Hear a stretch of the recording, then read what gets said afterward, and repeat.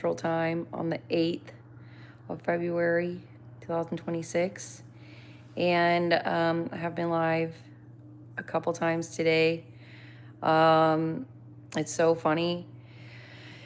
If I take a day or two off of anything, it feels like such a long time. And so I have been trying to frequent a couple different establishments in the neighborhood. It is not easy because, as I mentioned before, the difference between something that is healthy and something that is fun deserves some discourse. There's a lot of things that are like borderline fun. But basically, if I'm not flirting, I'm not having a good time. I'm not gonna lie. I put some Valentines out in the mail today. I've got a few more to write. And I have a lovely little console situation over here with my terrarium and a vase with an arrangement. I've got classical on in the bedroom area. And I've got rock on the television. And I was listening to my party music on my headphones. I, have been having some difficulties with my produce availability.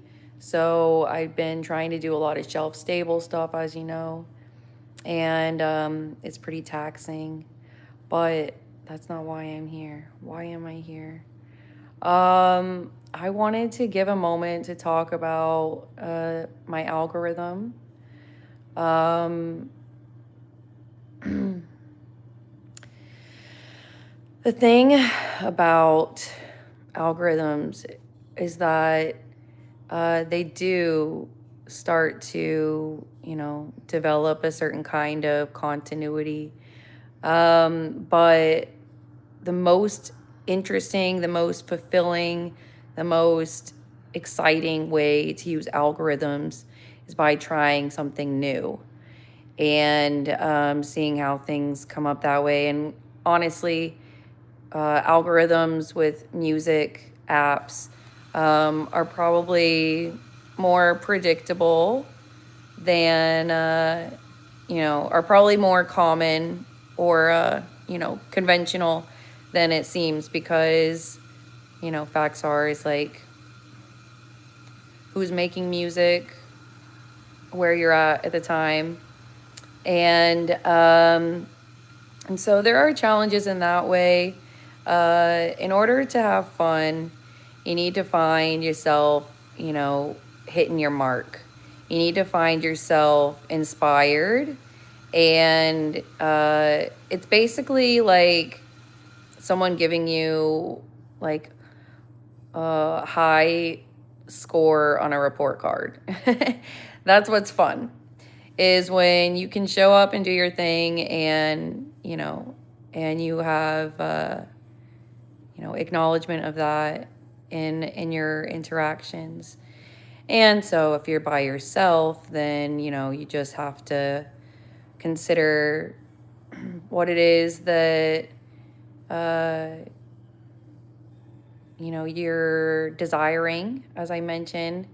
If it's something strong, consider, if you're having your nightcap or whatever, consider putting on your high heels and standing tall while you have your drink and see if that doesn't do something for you. I'm not going to lie. I spent like at least 2 or 3 years here where like I did not take off my platforms. Like I literally was going up and down the stairs. I was going everywhere in my freaking like 5-inch heels. That does a lot for me, but when you think about it, you have to put it together. What do you have that makes you feel confident?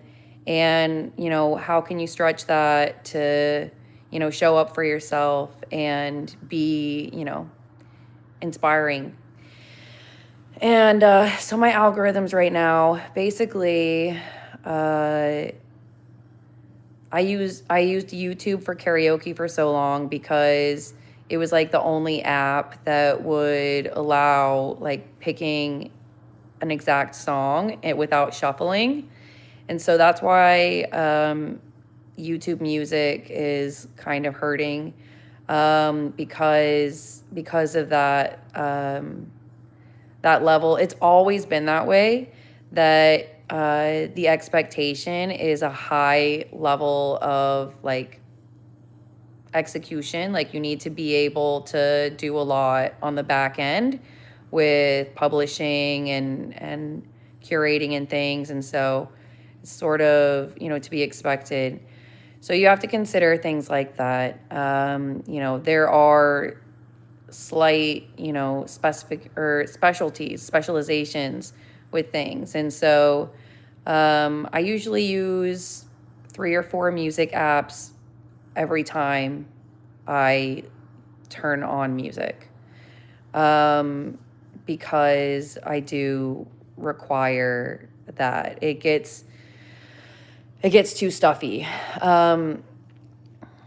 Even though I only started using YouTube Music like since I lived over here, it feels more dated than my Spotify, which I've been using since I was in the capital freaking 10 years ago.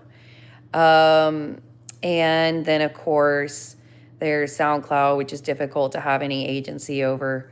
And I like it for that. It's just always a wild card.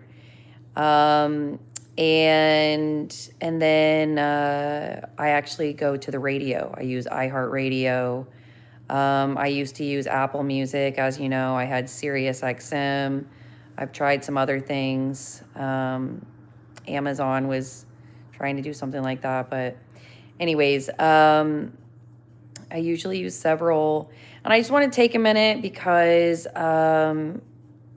while there are some developments, it almost feels like contemporary is recalibrating.